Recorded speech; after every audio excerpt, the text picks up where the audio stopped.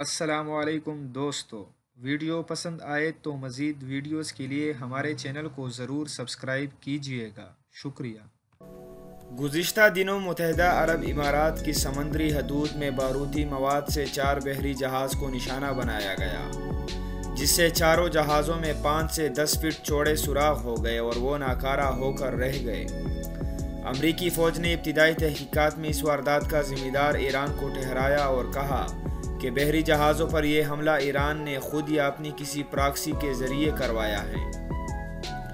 اس واقعے کے بعد امریکی صدر ڈونلڈ ٹرمپ نے اب ایران کے خلاف 1,20,000 فوجی میدان میں اتارنے کا فیصلہ کر لیا، جس سے دونوں ممالک میں کشیدگی عروج کو پہنچ گئی اور کسی بھی وقت جنگ چھڑ جانے کا خطرہ سر پر منڈلانے لگا۔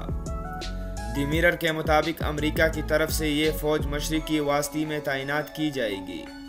فوج کی تعیناتی کے حوالے سے آج امریکی ڈیفنس سیکرٹری پیٹرک شینان نے صدر ٹرمپ اور دیگر حکام کو ایک بریفنگ بھی دی ہے، جس میں بتایا گیا کہ مشرقی وسطی میں کہاں اور کتنی فوج تعینات کی جائے گی۔ اس نئی صورتحال سے جنگ کا خطرہ اس قدر بڑھ چکا ہے کہ اسپین نے فوری طور پر خلیج فارس میں موجود اپنا بحری بیڑا نکال لیا۔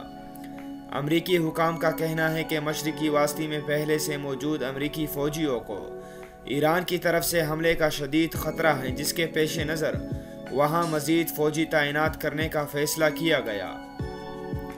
دوسری طرف ایرانی صدر حسن روحانی کے مشیر حسام الدین اشینا نے اپنے ٹویٹر اکاؤنٹ پر امریکی national security advisor John Bolton کی مونچھوں کا مذاق اڑاتے ہوئے لکھا کہ تم ایران کے ساتھ بہتر ڈیل کرنا چاہتے تھے، لیکن لگتا ہے کہ تم اس کے بجائے جنگ چھیڑنے جا رہے ہو۔ جب تم صدر ٹرمپ مونچھوں والے جان بولٹن کی سنو گے تو ایسے ہی فیصلے کرو گے۔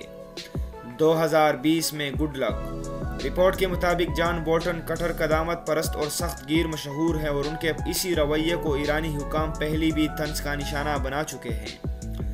تاہم اس بار اگرچہ حسام الدین نے طنزیہ ٹویٹ کیا، لیکن ان کے ٹویٹ کے الفاظ سے صورتحال کی سنگینی بھی جھلک رہی ہے۔